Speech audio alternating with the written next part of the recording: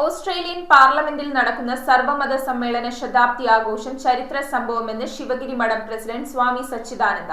October 14 നടക്കുന്ന ശതാബ്ദി ആഘോഷത്തിൽ പങ്കെടുക്കാൻ സച്ചിദാനന്ദ സ്വാമിയുടെ നേതൃത്വത്തിലുള്ള സന്യാസ സംഘവും MP ശശി തരൂർ തുടങ്ങി പ്രമുഖ വ്യക്തിത്വങ്ങളും ഞായറാഴ്ച ഓസ്ട്രേലിയയിലേക്ക് പുറപ്പെട്ടു. ഓസ്ട്രേലിയൻ പാർലമെന്റിൽ സംഘടിപ്പിക്കുന്ന സർവമത സമ്മേളന ശതാബ്ദി ആഘോഷം ചരിത്ര സംഭവമെന്ന് ശിവഗിരി മഠം പ്രസിഡന്റ് ബ്രഹ്മശ്രീ സച്ചിദാനന്ദ സ്വാമികൾ പറഞ്ഞു.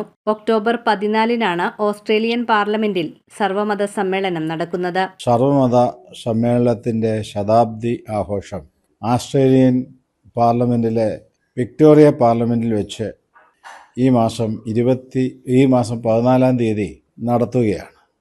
16 മതങ്ങളുടെ പ്രതിനിധികളും മലയാളികളല്ലാത്തവരും വിവിധ മതങ്ങളുടെ നേതാക്കന്മാരുമായി ഏതാണ്ട് 80ഓളം മതപണ്ഡിതന്മാർ പങ്കെടുക്കുന്നതും ശിവഗിരി മഠത്തിലെ സന്യാസി വര്യന്മാരും ശ്രീനാരായണ പ്രസ്ഥാനത്തിലെ പ്രമുഖരും പങ്കെടുക്കുന്ന ഈ ലോകമത പാർലമെന്റ് ഒരു ചരിത്ര സംഭവമായി തീരുകയാണ്. 1924 മാർച്ച് 2-3 തീയതികളിൽ ഏഷ്യയിലെ ആദ്യ സർവമത സമ്മേളനം ആലുവയിൽ ശ്രീനാരായണ ഗുരുദേവന്റെ നേതൃത്വത്തിലാണ് നടന്നത്. കാലം ചെയ്ത ഫ്രാൻസിസ് മാർപ്പാപ്പയുടെ സന്നിധിയിലും സർവമത സമ്മേളന ശതാബ്ദി ആഘോഷം സംഘടിപ്പിച്ചിരുന്നു. ഇതറിഞ്ഞ ഓസ്ട്രേലിയൻ പാർലമെന്റ് അംഗങ്ങൾ ശിവഗിരി മഠം സന്ദർശിക്കുകയും തങ്ങളുടെ പാർലമെന്റിൽ സമ്മേളനം സംഘടിപ്പിക്കണമെന്ന് ആവശ്യപ്പെടുകയും ചെയ്തിരുന്നു. തുടർന്ന് ഓസ്ട്രേലിയൻ പാർലമെന്റ് സമ്മേളനത്തിന് ഔദ്യോഗിക അംഗീകാരം നൽകി. ഇതിന്റെ ഭാഗമായി ശിവഗിരി മഠം അധ്യക്ഷൻ ബ്രഹ്മശ്രീ സച്ചിദാനന്ദ സ്വാമിയുടെ നേതൃത്വത്തിലുള്ള പ്രതിനിധി സംഘം ഒക്ടോബർ 12 ഓസ്ട്രേലിയയിലേക്ക് പുറപ്പെട്ടു.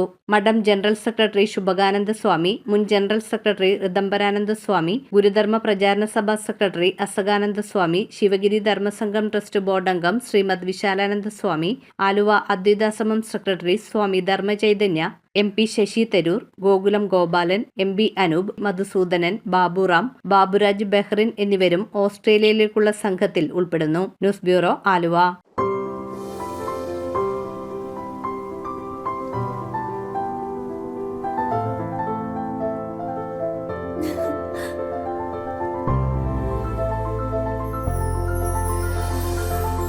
കളങ്കമില്ലാത്ത സൗഹൃദം പോലെ കലർപ്പില്ലാത്ത വിശ്വാസം.